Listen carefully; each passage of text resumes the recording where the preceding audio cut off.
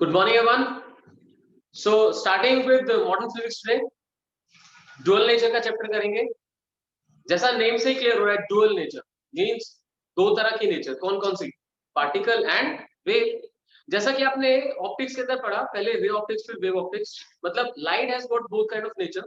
कभी ये particle nature show करती है जिसमें आप रे ऑप्टिक्स पढ़ते हैं, ज्योमेट्रिक ऑप्टिक्स पढ़ते हैं, और कभी वेव नेचर शो करती है जहां पे आप वेव ऑप्टिक्स पढ़ते हैं. उसमें एक पॉइंट क्लियर हुआ, when light interact with itself. जैसे एक डायरेक्ट लाइट आ गई, एक रिफ्लेक्टेड लाइट आ गई, तो उसमें क्या होगा? वेव ऑप्टिक्स यूज करेंगे. लेकिन जहां पे लाइट का इंटरेक्शन मैटर के साथ होता है, वहां पे डायरेक्टली आप क्या यूज करते हैं? पार्टिकल. ठीक है. तो अभी अभी यहाँ पे हम फोटोन थ्योरी से स्टार्ट करेंगे. आप सबने फोटो इलेक्ट्रिक इफेक्ट के बारे में सुना हुआ है ना? केमिस्ट्री पढ़ा है फोटो इलेक्ट्रिक इफेक्ट. ज्यादातर में से मेटल्स के लिए पढ़ते हैं, नॉन मेटल्स के लिए, इंसुलेटर्स के लिए नहीं स्टडी करते. रीजन बीइंग, उनके लिए इलेक्ट्रॉन को बाहर निकालने के लिए जो एनर्जी रिक्वायर्ड है बहुत ही ज्यादा होती है. बट यहाँ पे एक तो बड़ी सिंपल सिंपल सी चीजें समझना. I would start with what is work function. आप सबने पढ़ा हुआ है ना? जरा बताइए जरा, what is work function? Minimum energy required to eject an electron from metal surface. आप देखो मेटल वर्ड यूज करते हो ना, वो इसीलिए क्योंकि प्रैक्टिकलिटी वहां पे, नहीं तो किसी मेटल से निकाला जा सकता है इलेक्ट्रॉन को. सो मेटल पढ़ते इसलिए कि वो ही प्रैक्टिकली यूज हो सकता है. ओके. उसमें से भी आप ये बताएंगे कौन से मेटल्स होते हैं जिनके लिए इलेक्ट्रॉन निकालना, जिनसे इलेक्ट्रॉन निकालना सबसे आसान होता है? मतलब कौन सा मेटल नहीं कहा मैंने, कौन से कैटेगरी कौन सी होती है? एल्कली बोलते हैं हम लोग. बिल्कुल सही बोला आपने. वैसे एल्कली मेटल्स के लिए वर्क फंक्शन बहुत ही कम होता है. अब वर्क फंक्शन की कहानी समझना. एक सरफेस पे क्या होता है, नॉर्मली फ्री इलेक्ट्रॉन्स हो चुके होते हैं. सब जानते हैं मेटल्स के बारे में, उनके एटम से कुछ इलेक्ट्रॉन्स निकल जाते हैं जो conduction band. Valence and conduction band clear है? हर लाइन में एक नई चीज आ रही है. कंडक्शन बैंड वो होता है जहां इलेक्ट्रॉन्स की एनर्जी हाई होती है, यानी जिसके अंदर हाई एनर्जी वाले इलेक्ट्रॉन्स होते हैं जो आसानी से ट्रेवल कर सकते हैं. ट्रेवल मतलब ड्रिफ्टिंग शो कर सकते हैं. क्लियर? और करंट में कंट्रीब्यूट कर सकते हैं. वैलेंस बैंड वो होता है जिसमें वो वाले इलेक्ट्रॉन्स प्रेजेंट होते हैं जो बाउंड है, जो एटम का पार्ट है या बॉन्ड्स का पार्ट है, और वो फ्रीली मूव नहीं कर सकते. ठीक है.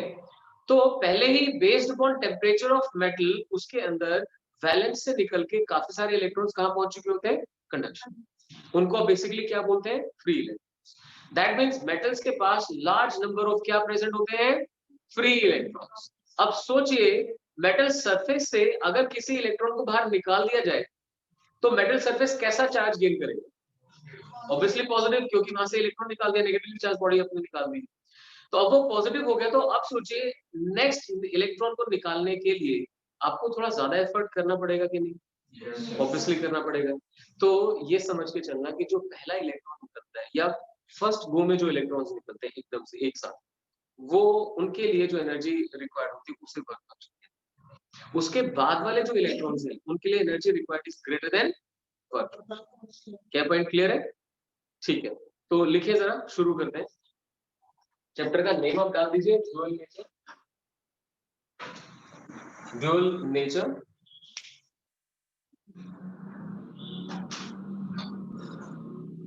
ठीक है. और पहले हम किसके बारे में पढ़ने वाले हैं? फोटो इलेक्ट्रिक इफेक्ट के बारे में. तो आप ऊपर हेडिंग डाल दीजिए, photo electric effect. Photo electric effect.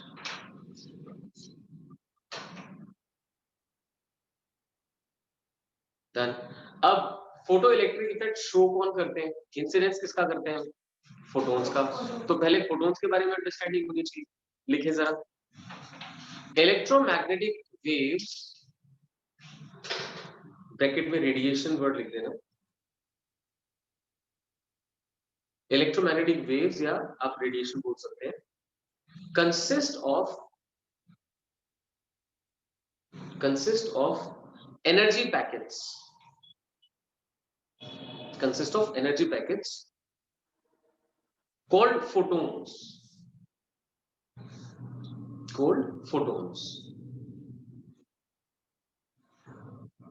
Each photon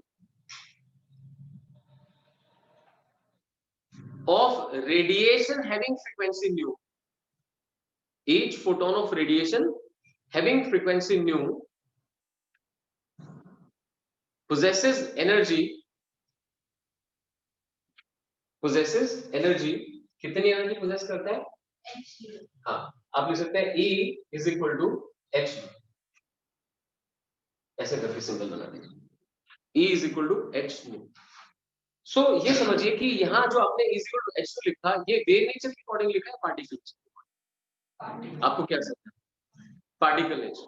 normally हम ये कहते हैं कि यार फ्रीक्वेंसी तो वेव की होती है, बट आप ना उस पॉइंट पे जाइए कि वेव की जो एनर्जी निकाली जाती है, एनर्जी एम्पलीट्यूड से निकाली जाती है।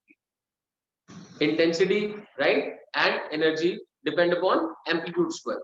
So when you want to refer to wave nature, talk about amplitude, and when you want to talk about particle nature, आप फोटोन की बात करते हैं, E is equal to h nu use होता है। So that's it, E is equal to h nu लिख दें। this expression provides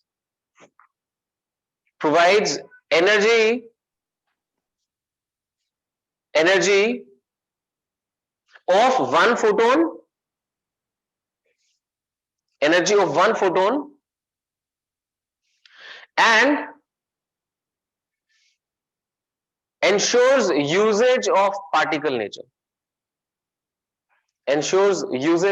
particle nature, तो आपको ध्यान रखना है, किसी भी क्वेश्चन में आ जाए E equal to H nu कौन सी नेचर को रिप्रेजेंट करता है? ये पार्टिकल नेचर को ही रिप्रेजेंट करता है। होप इट्स क्लियर, ठीक है। अब देखिए आगे, फोटोन की कैरेक्टरिस्टिक्स क्या होती हैं? जितने भी इलेक्ट्रोमैग्नेटिक रेडिएशंस हैं, उन सबके पास फोटोन्स हैं, एनर्जी के अकॉर्डिंग, मतलब फ्रीक्वेंसी के अकॉर्डिंग उनकी एनर्जी है, लेकिन सारे के सारे फोटोन्स वैक्यूम के अंदर सेम स्पीड से ट्रेवल करते हैं। तो लिख दीजिए, photons travel along a straight line, photons travel along a straight line with speed of light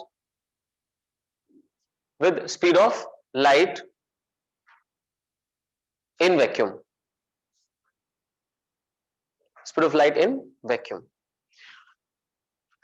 हम speed of light in medium इसलिए नहीं बोल सकते कि भाई अगर तो आप लाइट के फोटोन की बात कर रहे हो तब तो ठीक है, लेकिन अगर आप इंफ्रारेड, अल्ट्रावायलेट, इन सब के फोटोन्स की बात करने लगोगे तो उनकी स्पीड्स कंपैरेटिवली डिफरेंट आ जाएंगी।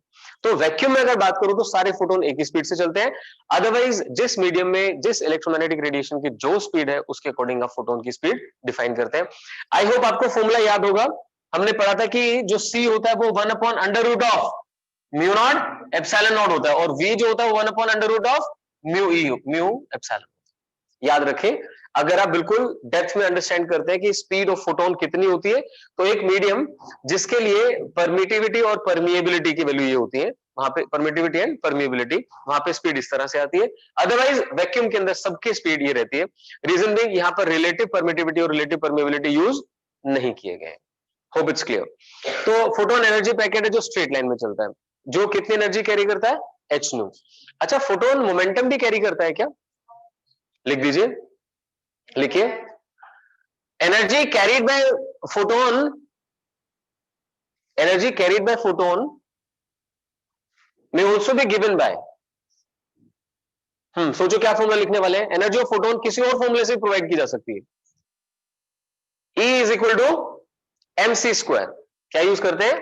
mc square. पढ़ा आपने फॉर्मूला पहले, mc स्क्वायर। ये क्या प्रोवाइड करता है कि जिस पार्टिकल के पास मास m है उसकी टोटल एनर्जी mc स्क्वायर है, राइट? जिस समय मास m है उस समय टोटल एनर्जी mc स्क्वायर है। यहां ध्यान रखना, will have to move towards the phenomena में क्या पढ़ना पड़ेगा आपको? जब तक पार्टिकल्स की स्पीड्स रहती है कम, जैसे आप डेली लाइफ में अपने आसपास देखते हैं, तब तक हमें मास के अंदर वेरिएशन कंसिडर नहीं करनी पड़ती। But when you talk about electrons, protons, alpha particles, उनकी speeds comparable to speed of light अगर हो जाए तो उनका मास चेंज होने लगता है। किसी को फॉर्मूला याद है क्या? जब स्पीड चेंज होती है close to 1 minus v square by c square. बिल्कुल सही, ये सबको पता होना चाहिए कि when we talk about subatomic particles और उनकी speeds comparable to speed of light हो जाती हैं, तो उस समय मास क्या हो जाता है? m0 upon √1 minus v square by c square. That's clear. तो उस समय m चेंज हो गया ना, अदरवाइज आप रेस्ट मास कंसीडर करते हैं, एक इलेक्ट्रॉन पड़ा हुआ है, E is equal to mc square, क्योंकि काइनेटिक एनर्जी तो है नहीं। लेकिन वो इलेक्ट्रॉन बहुत तेज चलने लगा, उसका मास ही चेंज कर देते हैं, उसमें टोटल एनर्जी आ जाती है। Fine, so E is equal to mc square या E is equal to h nu, इन दोनों एक्सप्रेशन से आप फोटोन की एनर्जी प्रोवाइड कर सकते हैं। फिर लिखिए, photon carries momentum, photon carries momentum given by, momentum given by, हाँ जी, क्या होता है मोमेंटम का formula? Mass into velocity. So लिख दीजिए P is equal to mc, P is equal to mc, mass into velocity. Got it? तो यहां से आपको E और P के बीच में एक रिलेशन देखने को मिलता है फॉर अ फोटोन। फोटोन के लिए जो एनर्जी है वो P इंटू C होती है। लिख दीजिए, for a photon, for a photon E is equal to PC, momentum into C। याद रहेगा अच्छे से? सो दो तीन फॉर्मूलाज हैं, उनको समझ के और इधर उधर घुमाना है सिर्फ, और कुछ नहीं है। E is equal to h nu is equal to mc square, P is equal to mc, so E becomes equal to P into C, that's all. अच्छा, अब ये बताइए जरा, अगर हम लाइट की इंटेंसिटी की बात करें तो इंटेंसिटी क्या होती है? Energy per unit time per unit area, right? Energy per unit time per unit area. क्या उस इंटेंसिटी को नंबर ऑफ फोटोन से लिंक किया जा सकता है? Exactly, will go towards that. लिखिए जरा, number of photons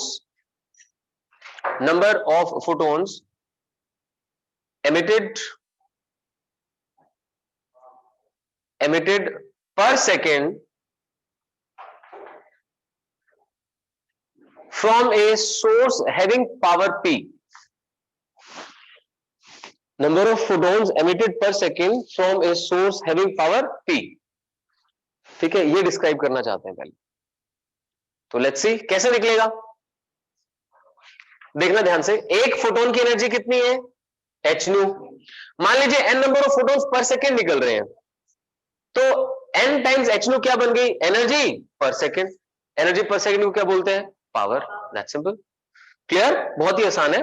h nu is the energy of one photon, n is the number of photons, so n h nu is energy, but ये तो number of photon per second थे, तो ये बन गई energy per second, so that's called power.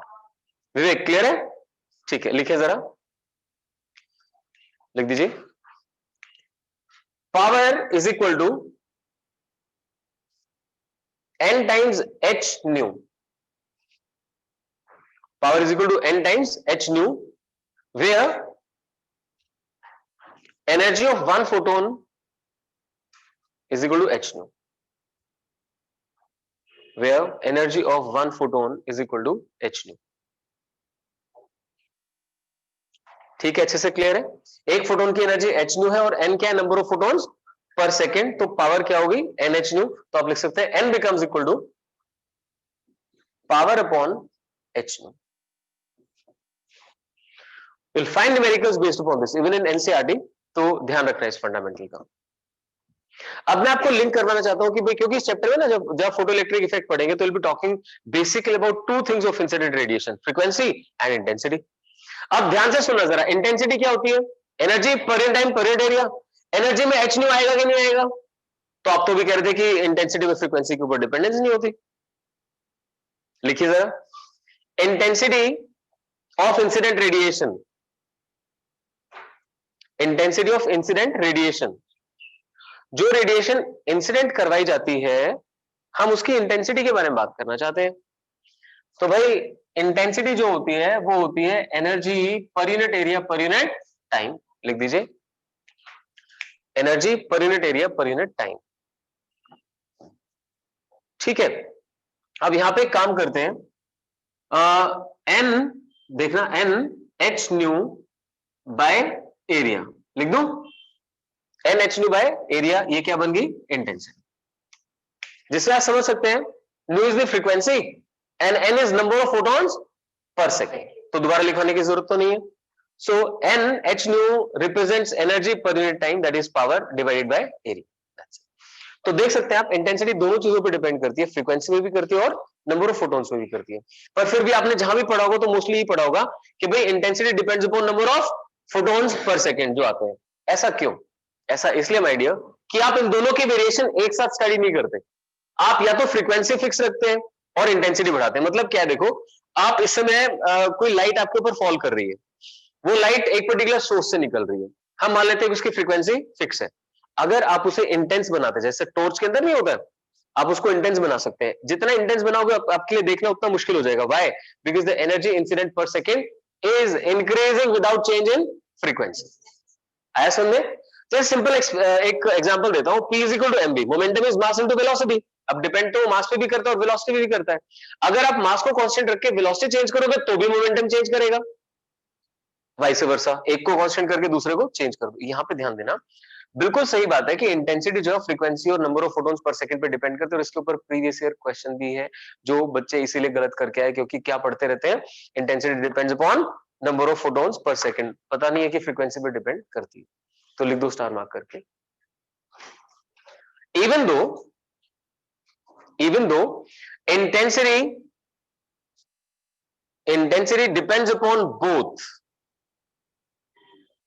depends upon both frequency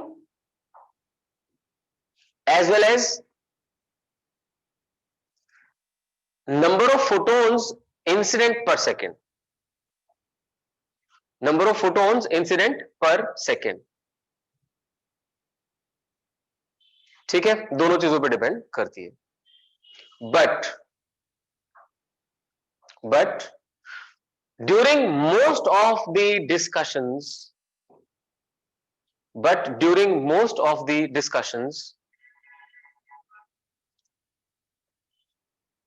frequency is kept constant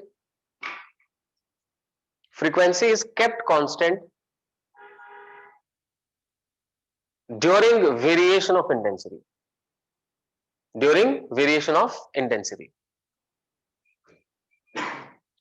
Fine, frequency is kept constant during variation of intensity.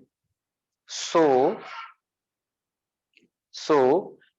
interpretation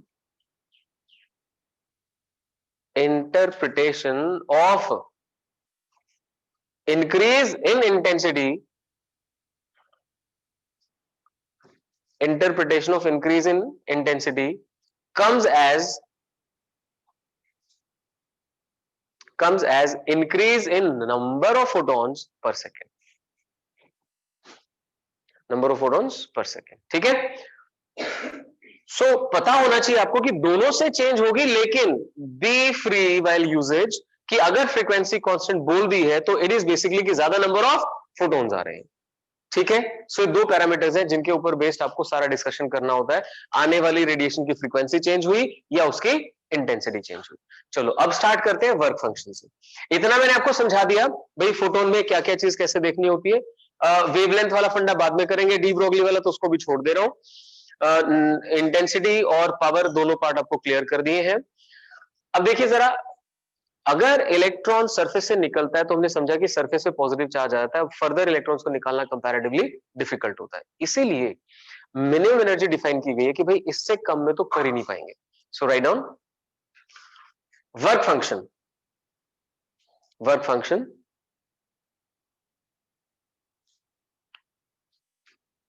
लिख लो खुद से डेफिनेशन, दो लाइनें छोड़ दो, डेफिनेशन लिख देना। Minimum energy required to eject an electron from the surface of metal.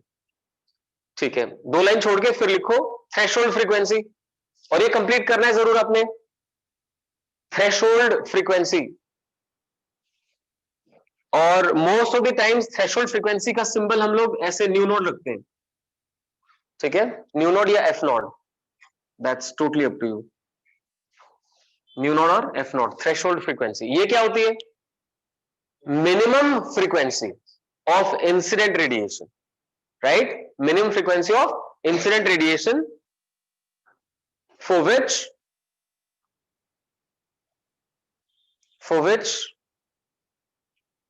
ejection of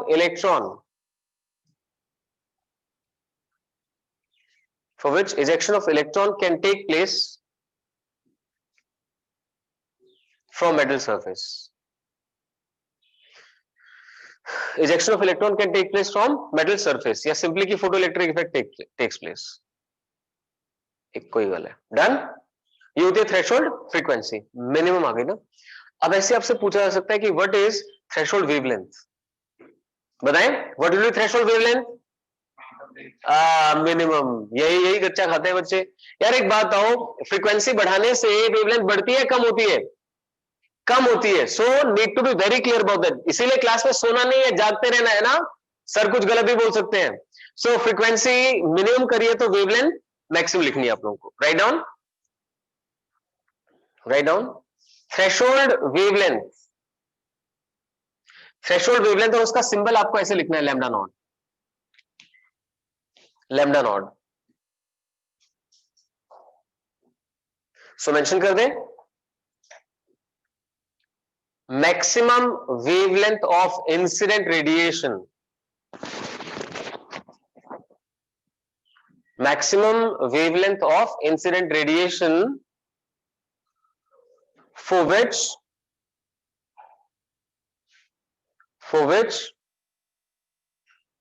photoelectric effect can be observed, for which photoelectric effect can be observed.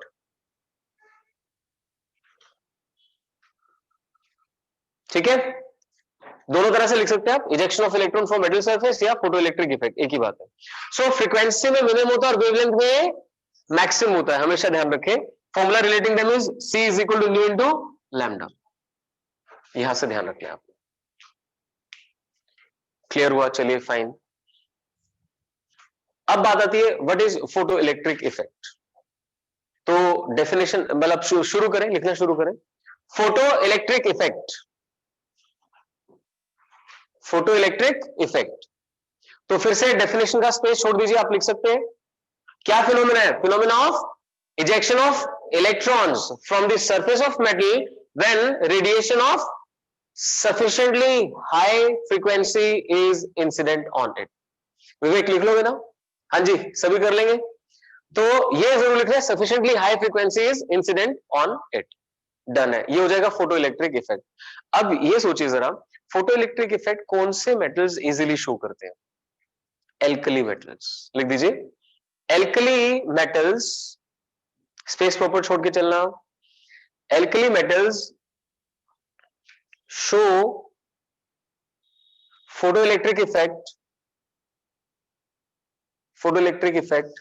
even for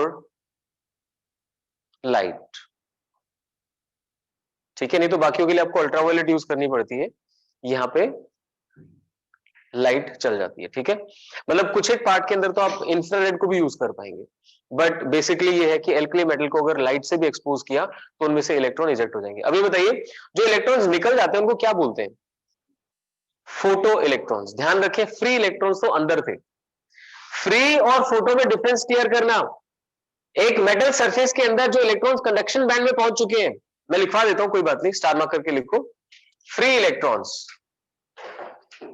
free electrons लिखिए, electrons, electrons having higher energy such that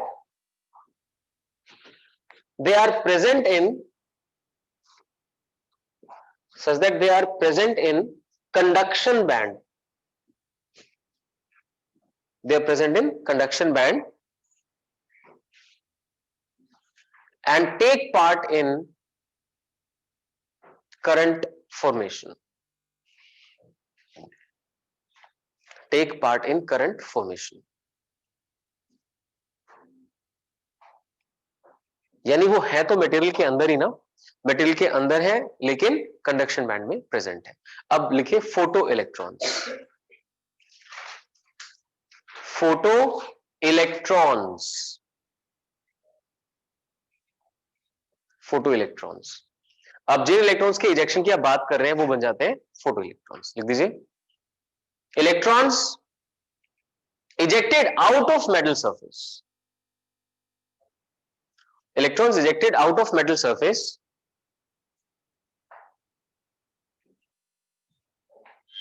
due to incidence of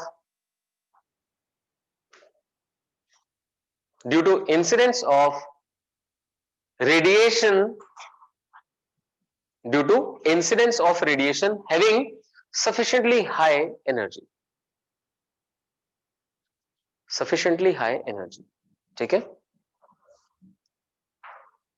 और इन photo electrons की वजह से जो current बनता है उसे क्या बोलते हैं, फोटो इलेक्ट्रिक करंट या फोटो करंट, आप उसे फोटो करंट बोल सकते हैं। डन, चलिए ठीक है, ये तो यहां तक की कहानी हुई। फोटोन के बारे में थोड़ा बहुत समझ लिया, वर्क फंक्शन क्लियर हो गया, threshold frequency, threshold wavelength, photo electric effect, free electron, photo electron का आइडिया हो गया आपको। अभी बताइए, जो इलेक्ट्रॉन निकालने की जो प्रोसेस है, क्या ये सिर्फ रेडिएशन के फॉल होने पे होती है या कोई और तरीके भी हो सकते हैं? सोचो, इलेक्ट्रॉन निकालना, उसको sufficient amount of energy provide करनी है, क्या एनर्जी सिर्फ ऐसे करके फोटोन्स ही प्रोवाइड कर सकते हैं, कोई और तरीका नहीं हो सकता? हीट अप करके, एग्जैक्टली सही बोला, उसे बोलते हैं थर्मो आयनिक एमिशन। हीट करते चले जाओ तो उस हीट की वजह से सफिशिएंट एनर्जी मिल जाएगी, इलेक्ट्रॉन बाहर निकल जाएगा। जस्ट सोचो, और किस तरह से इलेक्ट्रॉन को एनर्जी प्रोवाइड की जा सकती है, फ्री इलेक्ट्रॉन को अगर मैं पोटेंशियल डिफरेंस अप्लाई कर दूं तो इलेक्ट्रिक फील्ड सेटअप हो जाएगी। वो इलेक्ट्रिक फील्ड उन इलेक्ट्रॉन्स को सफिशिएंटली हाई एनर्जी प्रोवाइड कर सकती है कि वो वहां से बाहर निकल सके। Got that?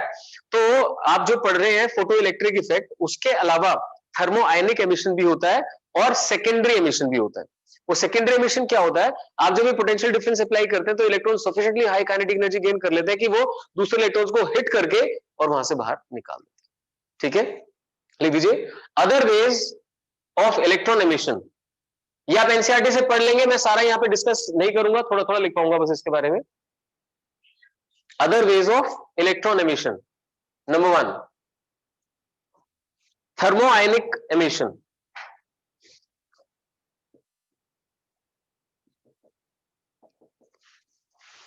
Thermo ionic emission, so नाम से क्लियर हो रहा है कि हीट की वजह से हो रहा है ऐसा, राइट? तो शॉर्ट में लिख दें, when sufficient amount of heat energy, sufficient amount of heat energy is provided, comma, electrons may emit out, electrons may emit out of metal surface, electrons may emit out of metal surface। ठीक है, done है। Second लिखिए, secondary emission, मैं ये बता भी देता हूं एनसीईआरटी में कहां है सेकेंडरी एमिशन। सेकेंडरी वर्ड का मतलब समझते हैं भाई, पहले कोई चीज कुछ कर रही है फिर वो सेकेंडरी पार्ट शो कर रही है।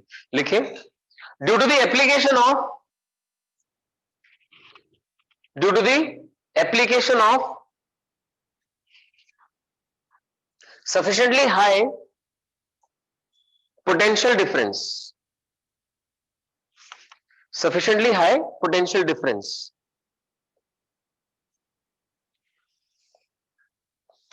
strong electric field, strong electric field of the order, of the order 10 power 8 volt per meter,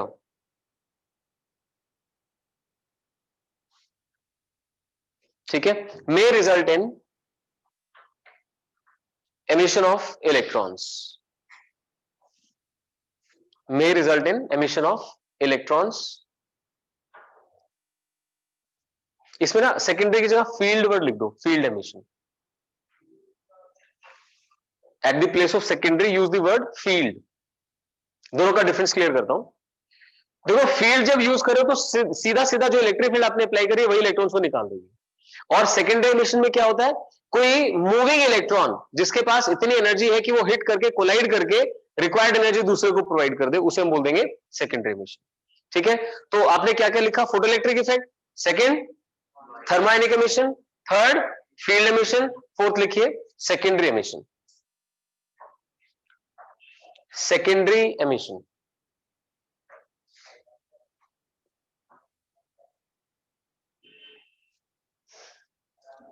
any particle, say electron, any particle say electron of sufficiently high energy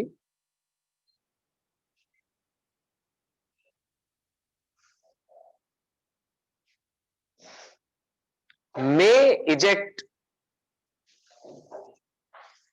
electrons from metal surface may eject electrons from metal surface. बस इतने लिख दो, ये पता होना चाहिए बस आपको कि ऐसा एमिशन भी हो सकता है। तो क्या क्या हो सकता है, एक तो आपने लाइट या रेडिएशंस फॉल करवाई, उनमें आप एच के अकॉर्डिंग डील करेंगे। जो भी लास्ट में लिखा उसमें जो आ रहा है पार्टिकल, दोनों में क्या डिफरेंस है, ध्यान से सुनना।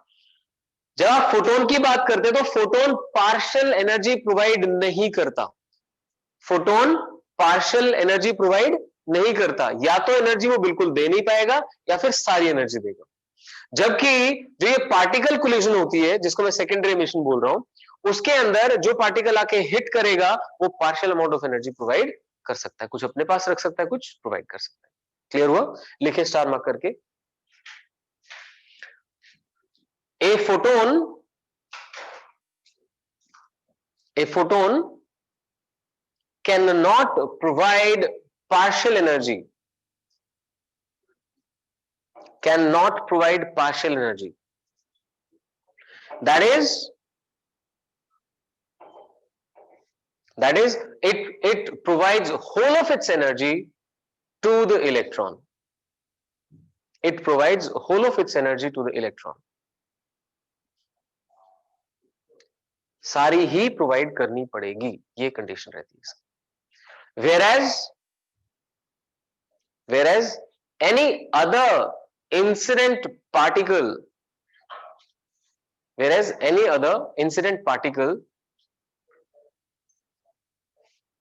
may give away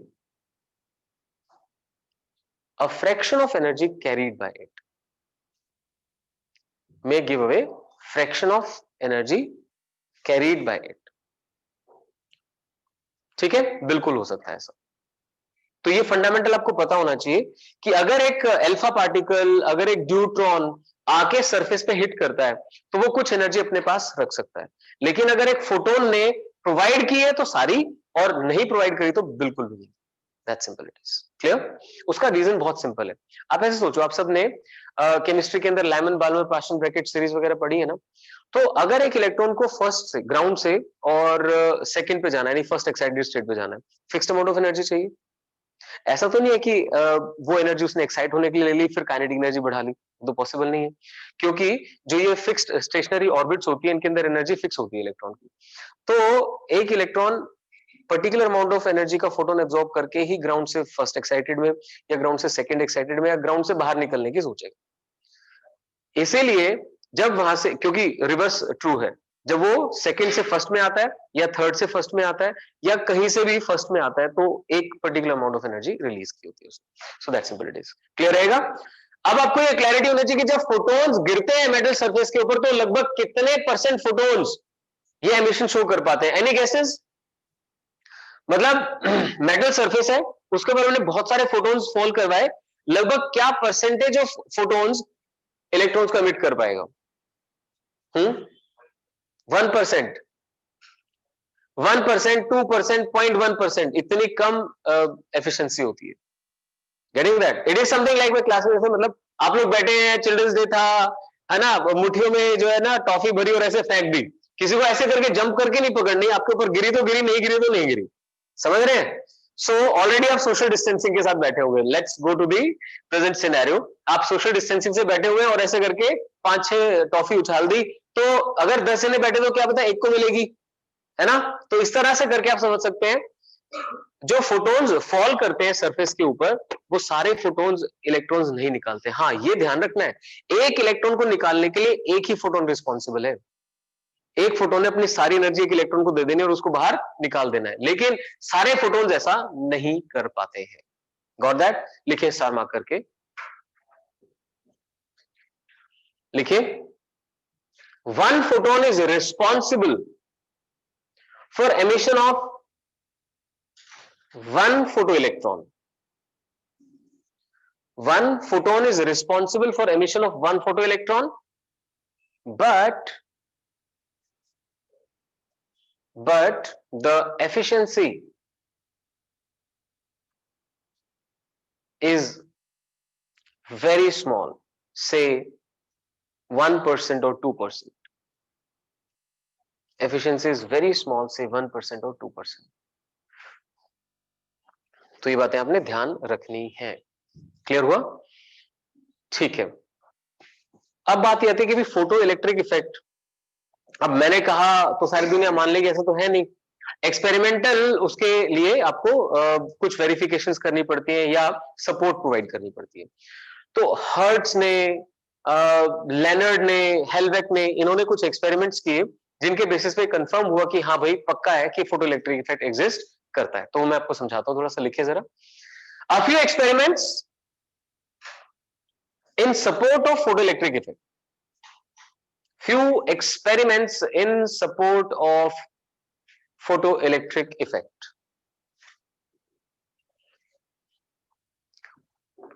अब पहले तो हमें पता होना चाहिए कि हर्ट्ज एक्सपेरिमेंट था क्या। हर्ट्ज एक्सपेरिमेंट ये था भाई कि आप लैब के अंदर इलेक्ट्रोमैग्नेटिक वेव प्रोड्यूस कर पाए। हर्ट्ज ने लैब के अंदर इलेक्ट्रोमैग्नेटिक वेव प्रोड्यूस करी थी, और आप जानते हैं वर्ल्ड वॉर 2 के अंदर ये कम्युनिकेशन यूज हुआ था जो वर्ल्ड वॉर जीतने में हेल्पफुल हुआ था। तो देखें ध्यान से, क्या किया गया, एक स्ट्रॉन्ग इंडक्शन मोटर टाइप लगाई गई, उससे जैसे कैपेसिटर प्लेट्स होती है ना, ऐसे ही बड़ी बड़ी प्लेट्स बना दी। ध्यान देना जरा, ये दो लाइंस नहीं है, इनके पीछे पूरी प्लेट है, और फिर यहां से ये मेटल बॉब है which are very close to each other. Done.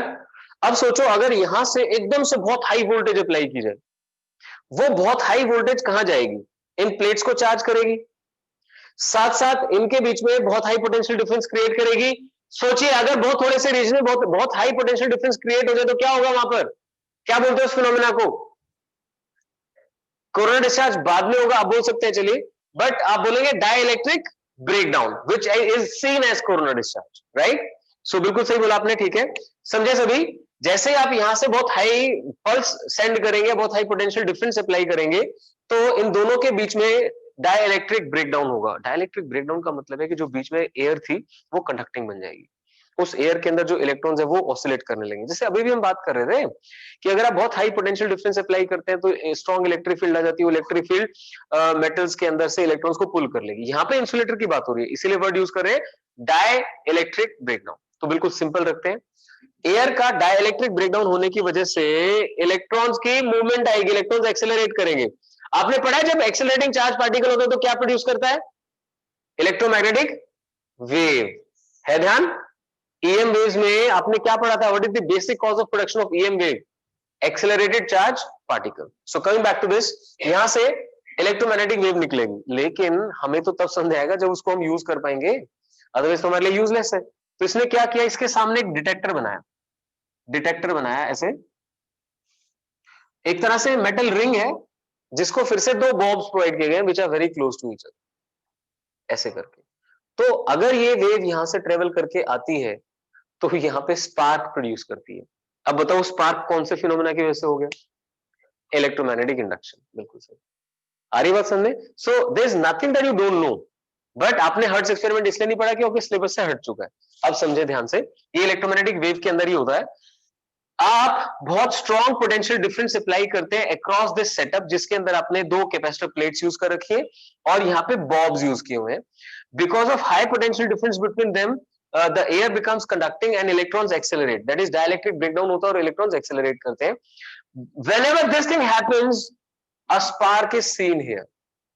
जैसे यहाँ पे पल्स प्रोवाइड करते हो यहाँ पे स्पार्क देखने को मिलता है। भाई क्यों देखने को मिलता है? something has reached from here to here and that was given name as electromagnetic wave। I hope clear हो आपको ये।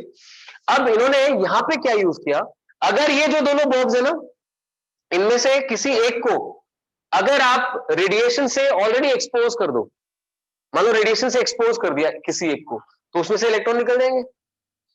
इलेक्ट्रॉन निकल जाएंगे तो ऑलरेडी यहां पे आप एक्सपेक्ट कर सकते हैं कि मतलब इंस्टेंटेनियस की बात हो रही है कि कुछ पोटेंशियल डिफरेंस क्रिएट हुआ। वैसे तो ये कनेक्टेड है, लेकिन आई एम जस्ट सेइंग कि जैसे आपने फॉल करवाया एकदम से पोटेंशियल डिफरेंस क्रिएट हुआ, तो जैसे ही रेडिएशन फॉल करती है और यहां से इलेक्ट्रोमैग्नेटिक वेव आती है तो स्पार्क देखना कंपैरेटिवली इजी हो जाता है। it becomes easier to observe the spark अगर ये जो डिटेक्टर है it is exposed to already existing radiations. Clear? उन रेडिएशंस ने क्या किया होगा, यहां से इलेक्ट्रॉन निकाल दिया होगा, कुछ पोटेंशियल डिफरेंस क्रिएट कर दिया, जिसकी वजह से ये इलेक्ट्रोमैग्नेटिक इंडक्शन का फिनोमेना आपको ज्यादा इजीली देखने को मिला। तो मैं ये रीड आउट करूंगा एनसीईआरटी से, आप सुनते जाएं। एंड आई सजेस्ट कि फिर से बोल रहा हूं आपको कि एनसीईआरटी की एक एक वर्ड आपको यहां से पढ़ना ही पड़ना है। तो Hertz observation, the phenomena of photoelectric emission was discovered in 1887 by Heinrich Hertz. इसका लिखा हुआ है 1857 to 1894 during his electromagnetic wave experiments. In his experimental investigation on the production of electromagnetic waves by means of spark discharge, Hertz observed that high voltage sparks across the detector loop were enhanced when the emitter plate was illuminated by ultraviolet light from the arc lamp. ठीक है, मैं फिर से read करता हूं ये line. Hertz observed that the high voltage sparks across detector loop were enhanced when the emitter plate was illuminated by ultraviolet light from an arc lamp. Light shining on the metal surface somehow facilitated the escape of free charged particles, which we now know as electrons.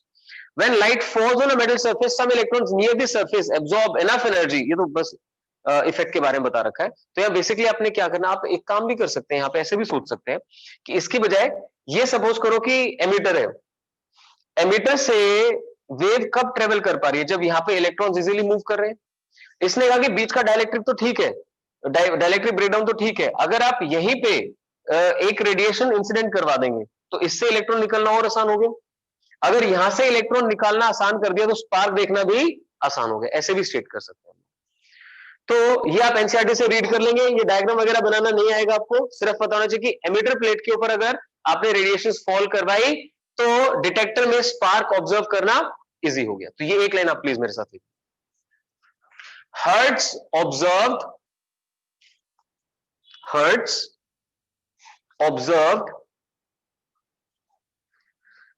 that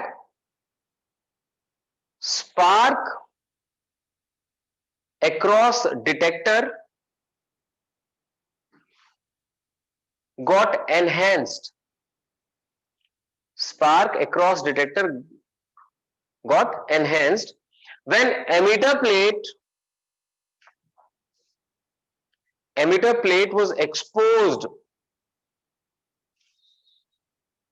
to radiations of sufficiently high energy. Radiations of sufficiently high energy.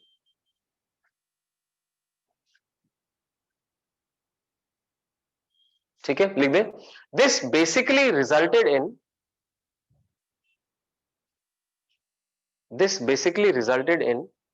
easy emission of electron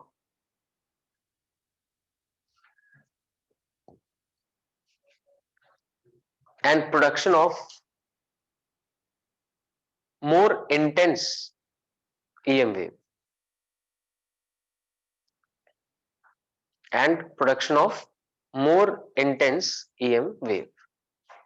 ठीक है, easy emission of electron and production of more intense EM wave। ठीक है, इसके साथ साथ दो observation और हमें अंडरस्टैंड करनी है, हेल्वेक एंड लेनर्ड। आपको ध्यान है आपने गोल्ड लीफ इलेक्ट्रोस्कोप पढ़ा था, वो जो गोल्ड लीफ इलेक्ट्रोस्कोप था, ध्यान से सुनना, मैं डायग्राम छोटा सा उसका ड्रॉ कर लेता हूं यहाँ साथ साथ। कुछ ऐसे करके आप बनाते हैं,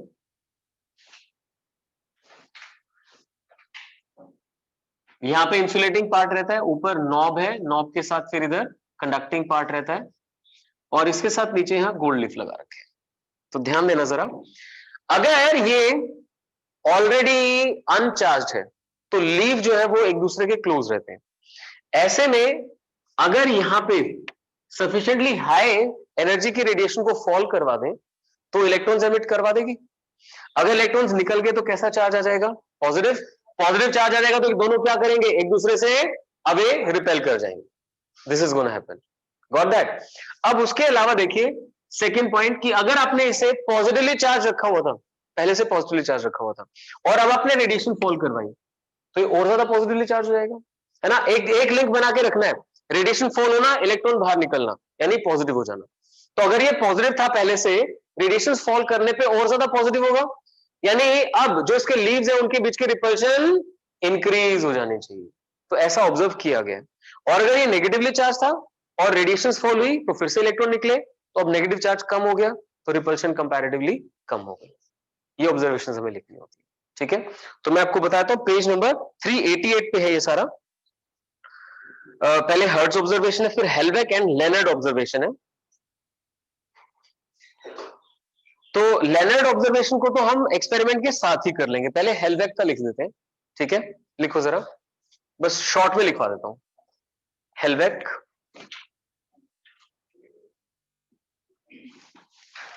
हेल्वेक्स ऑब्जर्वेशन,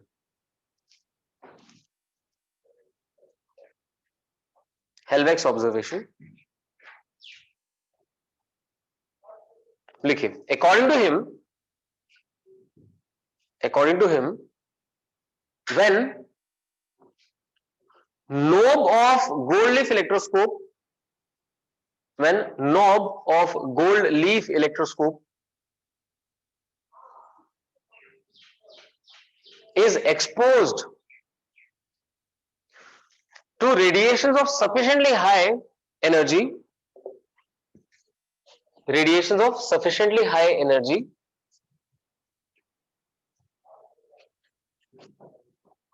अब उसमें लिखे number 1,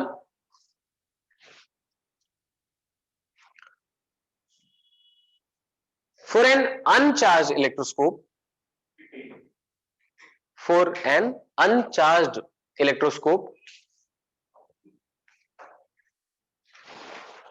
comma, repulsion is observed between leaves. Repulsion is observed between leaves. ठीक है। Second point, for a positively charged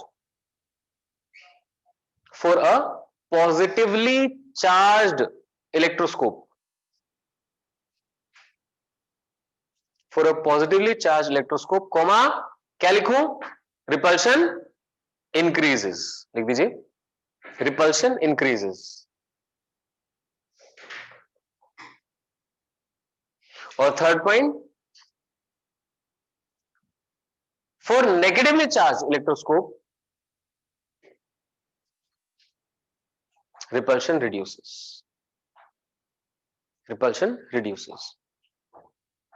अब इसका पॉसिबल कॉज क्या था?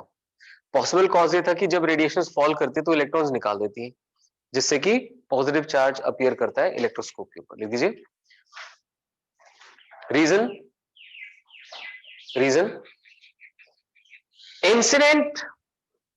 incident radiations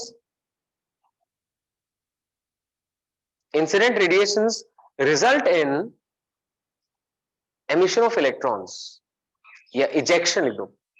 incident radiations result in ejection of electrons, that's it, इतना sufficient है। तो ये इसने सपोर्ट किया ना कि अगर हम पॉजिटिव को देख रहे थे तो रिपल्शन बढ़ गई, क्यों? और ज्यादा पॉजिटिव हो गया, क्यों हो गया भाई? पक्का इलेक्ट्रॉन निकले होंगे, तो ये फोटो इलेक्ट्रिक इफेक्ट को सपोर्ट करने के लिए था, ठीक है। और तीसरा फिर आता है लेनर्ड्स ऑब्जर्वेशन। लेनर्ड्स ऑब्जर्वेशन के ऊपर हमें पूरा एक्सपेरिमेंट करना ही करना है, तो वो मैं आपको उसके बाद ही डिस्क्राइब कर दूंगा। तो मैंने आपको बताया पेज नंबर 388 के ऊपर ये गिवन है, वहां से सारा आपने पढ़ना है। फिर हम ये एक्सपेरिमेंटल सेटअप पूरा शुरू करवाता हूं। लिखिए जरा, लिखिए, experimental setup to study photoelectric effects. Experimental setup to study photo electric effect.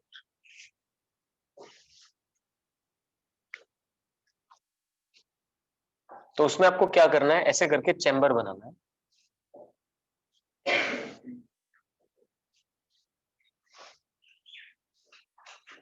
इसके अंदर यहां पर कैथोड और यहां पर anode, C for cathode, A for anode. ये मोस्टली क्वार्ट्ज विंडो यूज की जाती है यहां पे।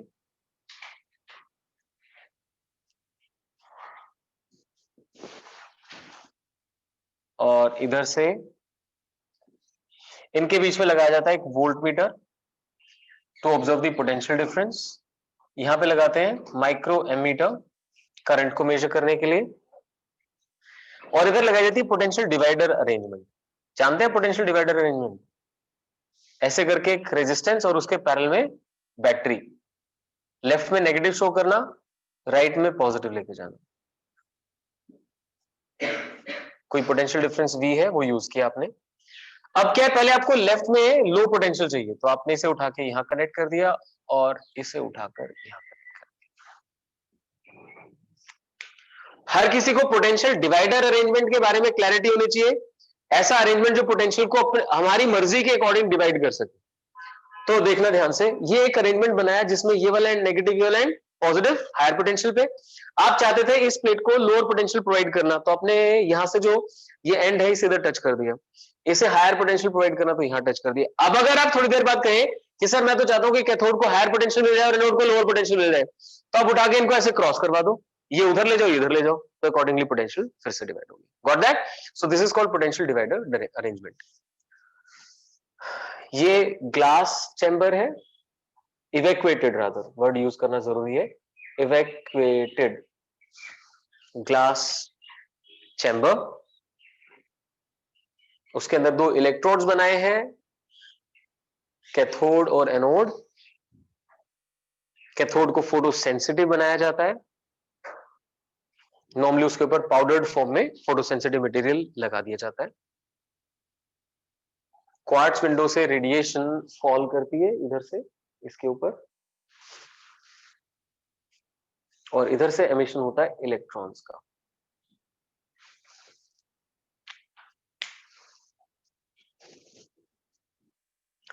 ठीक है, तो कुछ टफ नहीं है, आपको पता होना चाहिए कि फोटो इलेक्ट्रिक इफेक्ट स्टडी करना है तो एक रेडिएशन फॉल करवानी, उसके लिए विंडो बना दी आपने। आप इवैक्यूएटेड ग्लास चैम्बर ही क्यों यूज करते हैं? मतलब ये इवैक्यूएशन कराने की जरूरत क्या थी? वो इसलिए थी कि जो इलेक्ट्रॉन्स, हाँ, जो इलेक्ट्रॉन्स कैथोड से निकलेंगे उनकी बीच में किसी और पार्टिकल के साथ कोलिजन नहीं होनी चाहिए। आप डायरेक्टली देखना चाहते हैं ना कि जो रेडिएशन है उसका क्या इफेक्ट पड़ रहा है बीच में। अगर यहाँ पे कुछ और पार्टिकल्स प्रेजेंट हुए, एयर पार्टिकल्स प्रेजेंट हुए, तो इनकी कोलिजन होगी। कोलिजन होने से वो इफेक्ट आप पूरा स्टडी नहीं कर पाएंगे। ठीक है, हाँ, वैक्यूम क्रिएट किया हुआ। बना लिया आपने डायग्राम? अब थोड़ा शॉर्ट में लिख देते हैं, लिखिए शाबाश। An evacuated glass chamber is used, evacuated glass chamber is used so that photoelectrons do not undergo any collisions. ठीक है, do not undergo any collisions. फिर नेक्स्ट पॉइंट लिख दीजिए, it is provided with glass और quartz window.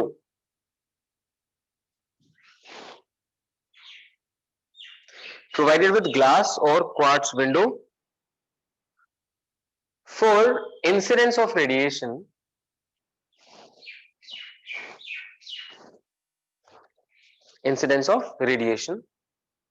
Next point में लिखिए,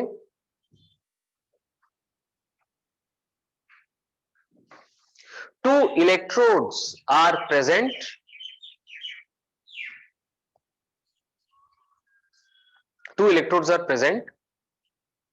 such that cathode is made photosensitive. Cathode is made photosensitive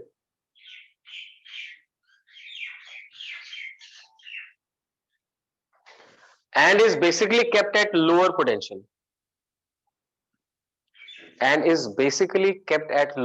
potential.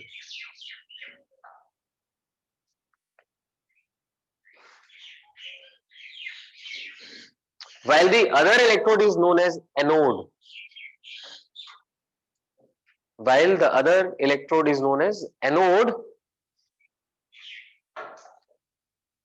Which collects photoelectrons. Clear है? तो अच्छे से समझते जाएं।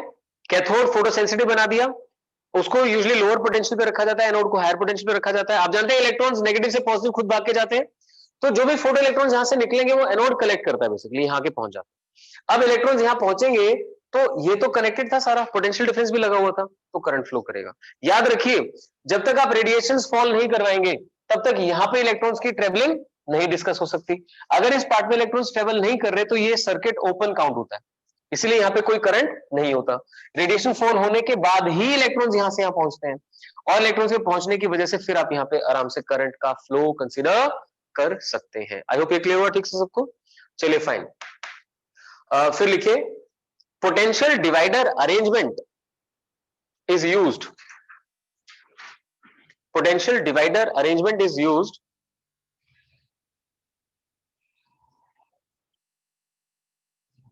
to provide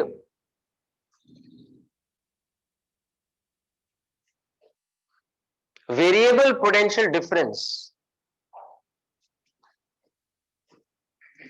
between cathode and anode, to provide variable potential difference between cathode and anode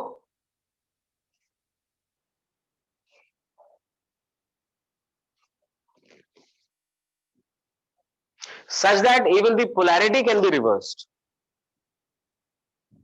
even the polarity can be reversed।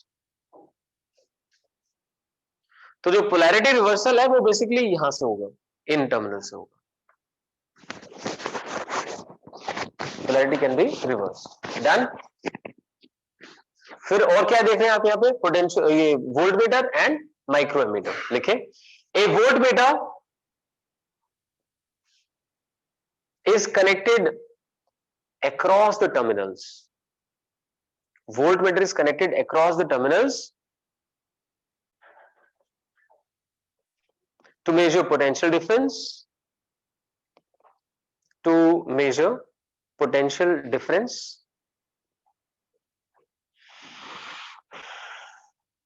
whereas a microammeter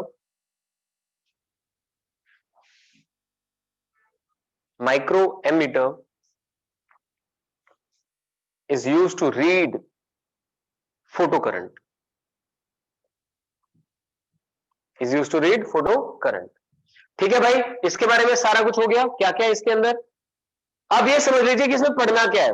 incident radiation की दो चीजें कौन कौन सी बताया थोड़ी देर पहले, फ्रीक्वेंसी एंड इंटेंसिटी। मतलब पता है क्या है, इसके कंक्लूजन तो जो लिखेंगे इसको लिखेंगे, आपको खुद से क्लैरिटी होनी चाहिए कि इसमें पढ़ना क्या क्या है।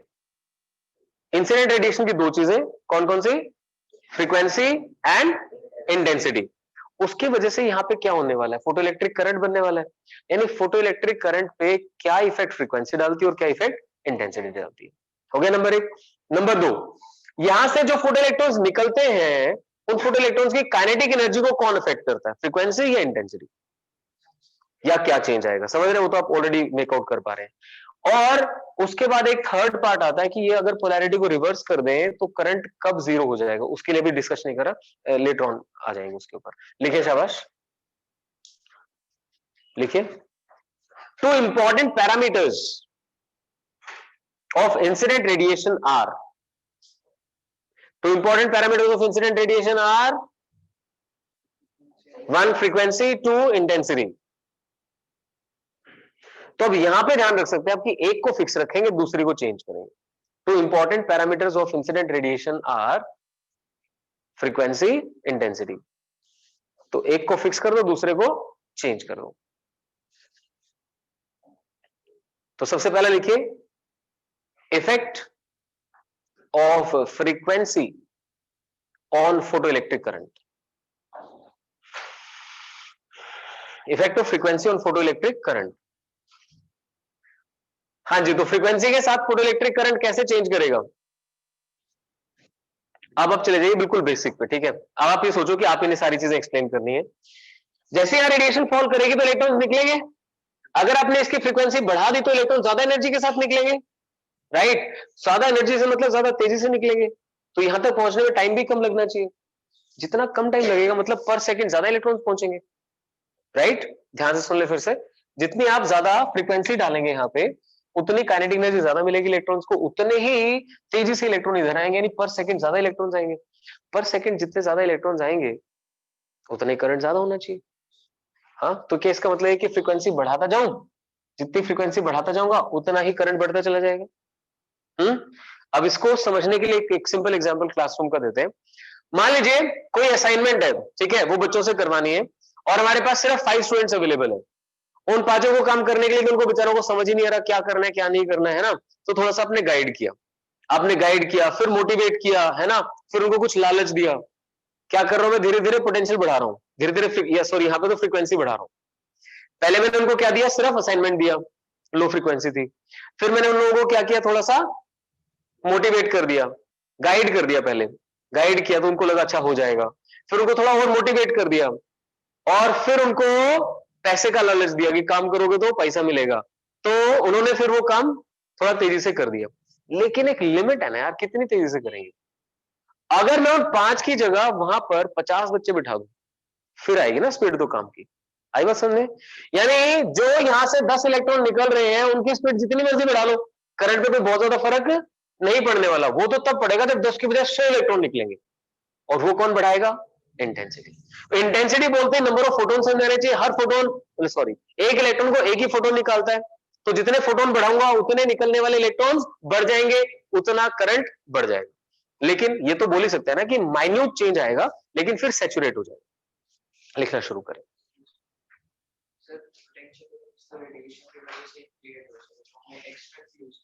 ऐसे देखिए, अगर आप यहां एक्सटर्नली कोई पोटेंशियल डिफरेंस अप्लाई ही नहीं करते हैं और यहां पे रेडिएशन फॉल करती है, तो इन दोनों के बीच में कोई पोटेंशियल डिफरेंस नहीं है। रेडिएशन आई और उसने क्या किया, इलेक्ट्रॉन निकाल दिया। इलेक्ट्रॉन अपने आप रैंडमली भागेगा, यहां भी जा सकता है, यहां भी जा सकता है, यहां भी जा सकता है, यहां भी पहुंच सकता है, क्योंकि पॉजिटिव नहीं है, राइट। ऐसे में यहां से इलेक्ट्रॉन निकला तो कैसा हो जाएगा, पॉजिटिव हो जाएगा। अगला इलेक्ट्रॉन निकालना और आफत हो जाएगी, इसलिए आपने ऑलरेडी क्या किया, इसे नेगेटिव बना दिया, इसे पॉजिटिव। तो जैसे इलेक्ट्रॉन निकलता है उसको पता है यहां भागना है। जैसे कमरे में आपकी आंखों में पट्टी बांध दी जाए और कहा जाए कि घुमा के छोड़ दिया जाए कि हाँ भैया भागो, तो कितनी पॉसिबिलिटी है दरवाजे से भाग पाएंगे, कोई उस दीवार से भागेगा, कोई नीचे कूद जाएगा। तो दैट इज व्हाट हैपेंस। सो हम ऑलरेडी एक पोटेंशियल डिफरेंस प्रोवाइड करते हैं ताकि इलेक्ट्रॉन को पता रहे कि तुझे यहां पहुंचना है, उससे स्ट्रीमलाइन हो जाता है। ठीक है, पहला लिख रहे हैं effect of frequency on photoelectric current, लिख दीजिए simple. with increase in frequency,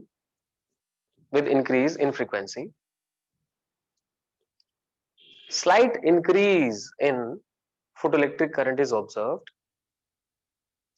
With increase in frequency, slight increase in photoelectric current is observed,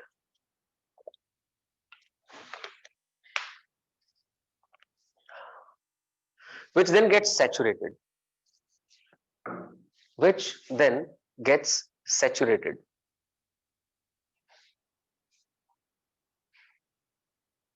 and does not change with increase in frequency.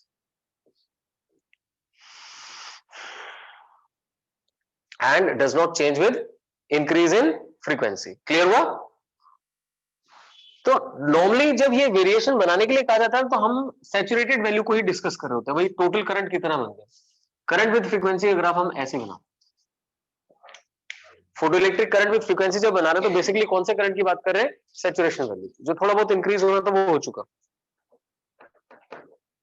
तो अगर आपसे कोई 1 मार्क पे पूछता है, आप सिंपली बोलेंगे does not very with frequency, because at the back of mind क्या चल रहा है, सैचुरेटेड फोटोइलेक्ट्रिक करंट। होप ये सबको क्लियर हुआ। ठीक है, फ्रीक्वेंसी के बाद बारी आती है इंटेंसिटी। इंटेंसिटी बोलते खुशी से मिलती है, क्या, नंबर ऑफ फोटोन बढ़ गए। नंबर ऑफ फोटोन बढ़ गए तो भाई नंबर ऑफ इलेक्ट्रॉन बढ़ गए, इसलिए करंट भी इंक्रीज होने वाला है। लिख दें effect of intensity. Effect of intensity,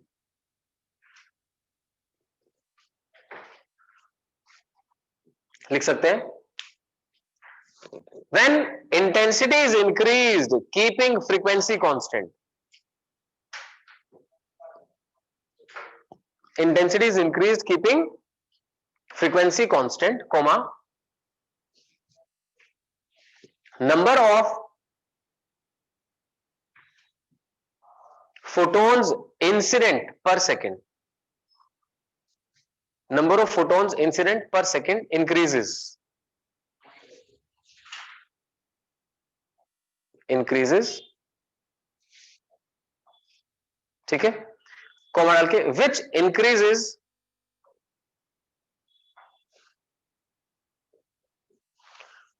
number of photoelectrons emitted,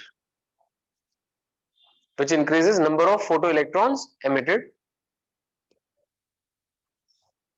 and hence increase in photocurrent या photoelectric current and hence increase in photoelectric current,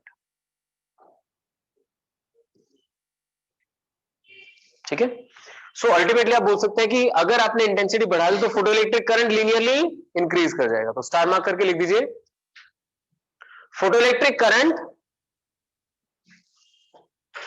increases linearly with intensity. Photoelectric current increases linearly with intensity.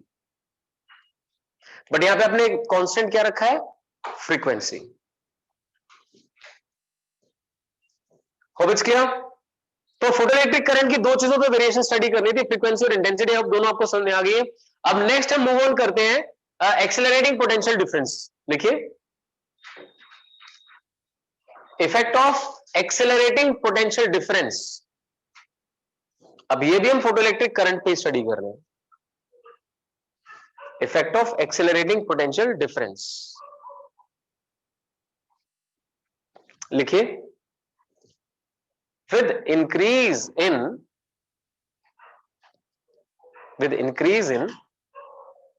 accelerating potential difference। अब पहले तो आपको clear होना चाहिए कि accelerating potential difference का मतलब क्या है। ध्यान दीजिए, पोटेंशियल डिवाइडर अरेंजमेंट से कैथोड को नेगेटिव किया गया है, एनोड को पॉजिटिव। ये पोटेंशियल डिफरेंस आप जितना बढ़ाएंगे उतना ही इलेक्ट्रॉन यहां से यहां जाना पसंद करेगा, है ना। जितना ज्यादा पॉजिटिव होगा उतना इजी हो जाएगा उसके लिए जाना। तो सीधी सी बात है यार, जितना पोटेंशियल डिफरेंस आप बढ़ाते जाओगे इलेक्ट्रॉन उतना ही तेजी से भागेगा।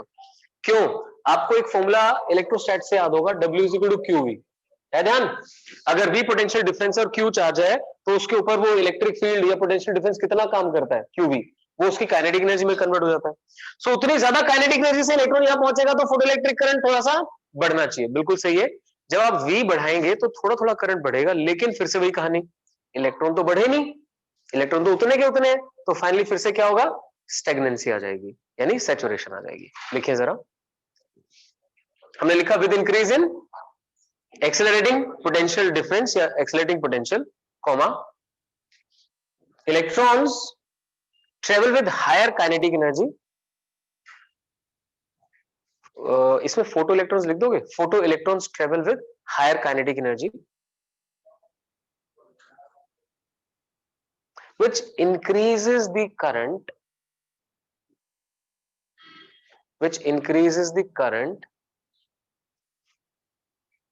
but ultimately a saturation is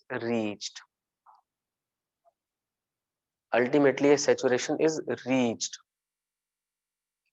यानी हमने क्या बताया, एक्सेलरेटिंग पोटेंशियल डिफरेंस बढ़ाओगे तो नो डाउट फोटो करंट बढ़ेगा, बट फिर वो क्या हो जाएगा, सैचुरेट हो जाएगा। उस सैचुरेशन को तोड़ना है, करंट को और बढ़ाना है, तो क्या बढ़ाना पड़ेगा, इंटेंसिटी। ठीक है, आपके दिमाग में ना 3-4 दिन ये चीजें चलती रहनी चाहिए, frequency, intensity, accelerating potential, photoelectric current. तो फोटोइलेक्ट्रिक करंट हम कहते हैं कि फ्रीक्वेंसी पे ना के बराबर डिपेंड करता है। एक्सेलरेटिंग पोटेंशियल बढ़ाने से भी कुछ बढ़ेगा लेकिन फिर से स्टैग्नेंट हो जाएगा। उसको अब अल्टीमेटली बढ़ाना हो तो क्या चाहिए, इंटेंसिटी इंक्रीज चाहिए। ऐसा क्यों, इंटेंसिटी बढ़ाने से क्या बढ़ गया, नंबर ऑफ फोटोन्स। अब उससे क्या हुआ, फोटोन, एक फोटोन एक इलेक्ट्रॉन को निकालता है, जब ज्यादा फोटोन हो गए तो ज्यादा इलेक्ट्रॉन निकल पाएंगे। That's it. ठीक है, बिल्कुल सही है। लिखिए आगे, स्टॉपिंग पोटेंशियल। स्टॉपिंग पोटेंशियल जैसा नाम से क्लियर हो रहा है, एक पोटेंशियल डिफरेंस जो करंट को स्टॉप कर देगा। Stopping potential, it may be defined as reverse potential difference, reverse potential difference between the electrodes, reverse potential difference between the electrodes such that photoelectric current becomes zero, such that photoelectric current becomes zero. That is, even the electron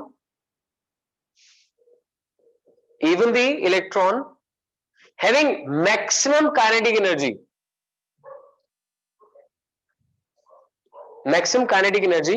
is not able to reach the other electron. Even the electron with maximum kinetic energy is not able to reach the other electron. आया समझ में? अब इसके लिए एक छोटा सा fundamental देखना। यहां पे हम एक ऑब्जेक्ट को किसी हाइट से ड्रॉप करते हैं तो नीचे आते कुछ स्पीड गेन करता है, मानते हैं, लेकिन अगर उसे वापस उसी हाइट तक पहुंचाना हो तो उतनी ही स्पीड प्रोवाइड करनी पड़ती है। या ऐसे बोलो कि नीचे आते काइनेटिक एनर्जी गेन करता है, उस हाइट तक पहुंचाना है तो वापस उतनी काइनेटिक एनर्जी प्रोवाइड करनी पड़ेगी। अगर काइनेटिक एनर्जी उससे कम रहेगी तो वहां तक नहीं पहुंच पाएगा ना। तो क्या होता है, पोटेंशियल डिफरेंस आपने क्रिएट किया, अगर उस पोटेंशियल डिफरेंस में इलेक्ट्रॉन नेगेटिव से पॉजिटिव जा रहा है तो एक्सेलरेट कर रहा है, काइनेटिक एनर्जी बढ़ रही है। लेकिन अगर आपने कैथोड को कर दिया हायर पोटेंशियल पे, रिवर्स किया ना, कैथोड को कर दिया हायर पोटेंशियल पे और एनोड को कर दिया लोअर पोटेंशियल पे, अब इलेक्ट्रॉन तो वैसे ही पॉजिटिव से नेगेटिव नहीं जाके खुश। और अब क्या होगा, जैसे आप वो पोटेंशियल डिफरेंस बढ़ाते बढ़ाते ऐसी लिमिट पे ले गए कि even the electron with maximum kinetic energy does not have sufficient kinetic energy to cross that region, तो अपने आप ही फोटो इलेक्ट्रिक करंट कितना हो गया, जीरो। तो मैं ये बात फिर से आपको यहां बना के दिखा देता हूं। ये कैथोड था, ये एनोड था, आपने एनोड को बना दिया नेगेटिव, कैथोड को पॉजिटिव, तो के मैक्स वाला जो इलेक्ट्रॉन है वो भी यहां तक नहीं पहुंच पा रहा, दैट्स इट। तो करंट कितना हो जाएगा, जीरो हो जाएगा। आगे बात समझना ठीक से, आपको लिख दीजिए, मैं ये लिखवा चुका हूं, even the electron with maximum kinetic energy is not able to reach the other electrode that is anode, so photoelectric current becomes zero.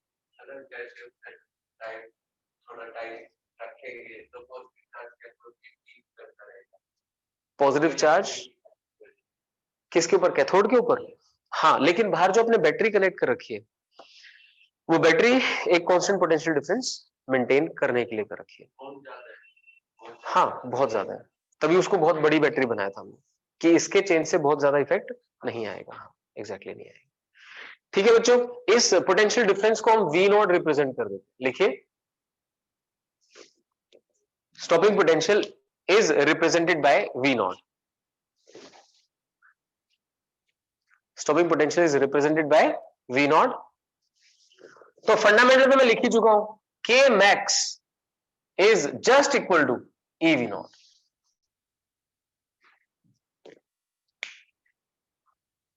ठीक है ना, V naught वो पोटेंशियल डिफरेंस है जिसपे ये मैक्सिमम काइनेटिक एनर्जी वाला इलेक्ट्रॉन भी बस पहुंच ही पा रहा है या पहुंच नहीं पा रहा है, उसको हमेशा एज कंडीशन कंसीडर करते हैं। सो ई वी नॉट, आप देखिए फिर से, वी नॉट पोटेंशियल डिफरेंस से इलेक्ट्रॉन एक्सेलरेट करता तो कितनी काइनेटिक एनर्जी गेन करता, e V naught, Q V, e V naught. अब इतनी ही एनर्जी होने पर वो इस पोटेंशियल डिफरेंस को जस्ट क्रॉस कर पा रहा है या क्रॉस करते करते बस रह गया, ये वाली बात है। So maximum kinetic energy of photoelectron becomes equal to e into V naught, याद रहेगा। इसके ऊपर एक 1 मार्क क्वेश्चन बन के आता है कि स्टॉपिंग पोटेंशियल की वैल्यू 2 वोल्ट है, बताओ मैक्सिमम काइनेटिक एनर्जी कितनी है, तो आंसर आ गया 2 इलेक्ट्रॉन वोल्ट, ये लग गया ना साथ में 2 इलेक्ट्रॉन वोल्ट। और अगर जो maximum kinetic energy 5 electron volt है तो स्टॉपिंग पोटेंशियल कितना आएगा, 5 वोल्ट, दैट्स इट। तो छोटा सा क्वेश्चन लिख के रख लो यहां पे, लिखिए, for a stopping potential of 5 volt, stopping potential of 5 volt, comma K max is equal to 5 eV and vice versa।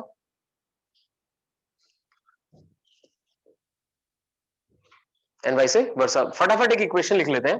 देखो, आप सब जानते हो कि जो एनर्जी आती है H इंटू न्यू, उसमें से वर्क फंक्शन सेटिस्फाई कर दो तो बाकी क्या बन जाती है, काइनेटिक एनर्जी। ध्यान रखना, हम K max क्यों लिख पाते हैं, क्योंकि हम मिनिमम एनर्जी रिक्वायर्ड की बात करते हैं। इसके बाद जो इलेक्ट्रॉन निकलेंगे उनको जो काइनेटिक एनर्जी मिलेगी वो इससे कम होगी, क्योंकि उनके लिए यहां पे जो एनर्जी रिक्वायर्ड है बाहर निकलने के लिए वो कंपैरेटिवली ज्यादा होगी। क्या सबको क्लियर है? हाँ जी, ऑनलाइन वालों सबको क्लियर है? तो देखो फटाफट, K max is equal to H nu minus H nu naught, तो ये मैक्सिमम काइनेटिक एनर्जी का एक्सप्रेशन बन गया, लिख दीजिए, लिखिए जरा, for incident radiation of frequency nu, incident radiation of frequency nu and metal having threshold frequency nu naught, and metal having threshold frequency nu naught.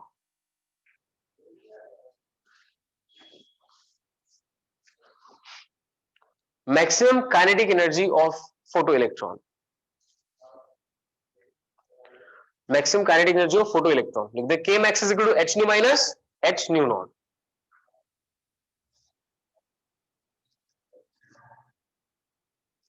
h nu minus h nu naught.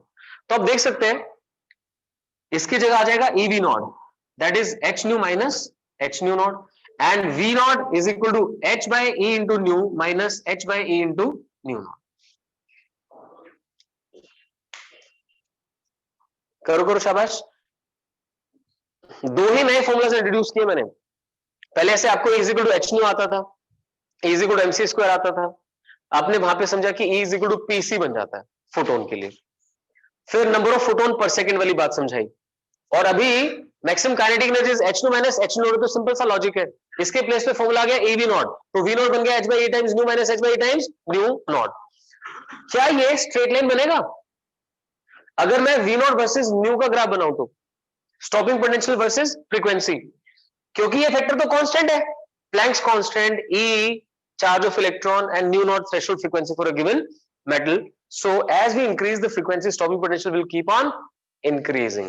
So बना दीजिए graph stopping potential versus frequency. But ध्यान रहे ये graph new node के बाद ही उठेगा, क्योंकि जब तक फोटो इलेक्ट्रॉन निकलेगा नहीं तब तक स्टॉपिंग पोटेंशियल की जरूरत ही नहीं पड़ेगी. है सिंपल आसान सी चीज. फोटो इलेक्ट्रॉन निकल ही नहीं पाया क्योंकि इंसिडेंट रेडिएशन की जो फ्रीक्वेंसी थी वो थ्रेशोल्ड फ्रीक्वेंसी से कम थी, तो हमें कोई स्टॉपिंग पोटेंशियल नहीं प्रोवाइड करना. सो ग्राफ एक्चुअली यहां से शुरू होता है न्यू नोड से. ठीक है. अब ये बात सोचिए कि इसके स्लोप से क्या मिल रहा है. Slope is h by e. तो अगर आप स्लोप को e से मल्टीप्लाई कर दो तो आपको क्या मिल जाएगा? Planck's constant. तो ये प्लैंक्स कांस्टेंट की वैल्यू फाइंड करने का practical method. Practically Planck's constant की वैल्यू यहां से फाइंड की गई कि भाई h by e जो है वो स्लोप है, तो h क्या बन गया? e times slope. लिख दीजिए, लिख दीजिए. Number one, stopping potential increases linearly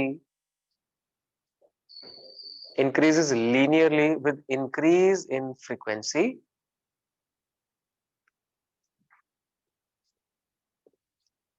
greater than threshold frequency. Increases linearly with increase in frequency greater than threshold frequency. पहला पॉइंट तो ये हो गया. Second point, slope is constant for all metals. Slope is constant for all metals and all incident radiations. And all incident radiations. आप radiation change कर लो, उसकी intensity change कर लो, जो मर्जी कर लो, लेकिन इसका स्लोप रहेगा constant, that is h by e. अब लास्ट लाइन लिखिए, e times the slope provides Planck's constant. E times the slope provides Planck's constant. Done? ठीक है. अगर किसी दूसरे मेटल को कंसीडर करोगे जिसकी थ्रेशोल्ड फ्रीक्वेंसी ज्यादा है तो यहां से बन जाएगा, लेकिन बनेगा पैरेलल. तो न्यू नॉट मतलब वो पहला ग्राफ बनाया था, कल कर लेंगे. चलो कल इसकी वेरिएशन करके और चैप्टर ऑलमोस्ट वाइंड अप हो जाएगा कल. ऑलमोस्ट. तो आज आप जिस भी बुक को फॉलो करते हैं वहां से थोड़ी बहुत प्रैक्टिस शुरू कर लो. बेशक से काम करो, इसके पॉइंटों से आज सिर्फ एनसीईआरटी करो, सिर्फ एनसीईआरटी. और अपने वेव ऑप्टिक्स के टेस्ट की प्रिपरेशन और थोड़ी सी कर लो. जिसकी हो गई है उसने एसएचएम करना था, किया एसएचएम भी, बहुत बढ़िया. तो ये पार्ट आपको दे रखा है, उसमें लगे रहो और कल फिर मैं क्लासरूम में इसकी प्रैक्टिस करवा दूंगा उसी क्वेश्चन। ठीक है, थैंक यू। अच्छा, एक अनाउंसमेंट जरूर करना चाहूंगा। देखो अब तो within a week approximately और 2 वीक्स मैं सिलेबस फिनिश करने वाला हूं, लेकिन अभी भी बहुत सारे बच्चे हैं जिनकी फी नहीं आई है ना? तो अब ये तो बिल्कुल ही ऐसा पार्ट हो जाएगा कि आगे फिर मैं हाथ ही जोड़ दूं कि चलो भैया मैंने टीचर होने के नाते जब तुम्हें पकड़ा था तो सिलेबस करवा दिया, अब इसके बाद अब मेरा पिंडा छोड़ो। लेकिन ये बता देता हूं, अगले 3 महीने ही आपका स्कोर और रैंक डिसाइड करने वाले हैं। सिलेबस तो कर लो, यूट्यूब से पढ़ के कर लो, क्या हो जाएगा? जो क्लासरूम प्रैक्टिसेस चलेंगी, जो टेस्ट चलेंगे, स्कोर उससे डिसाइड होता है। तो जिनकी मजबूरी भी थी उन्होंने मुझे बोल रखा था, बहुत सारे पेरेंट्स ने, कि नवंबर एंड तक सर हर हाल में हो जाएगा। तो भैया अपने पेरेंट्स को तुम बोल दो, है ना, कि मेरे को एक टाइम की रोटी मत दो पर सर की फीस दे दो। और जिन्होंने नहीं ही देना वो मुझे क्लियरली बता दो, फिर अपन करें टाटा बाय बाय, है ना? मेरा काम हो गया फिर पूरा। Thank you very much.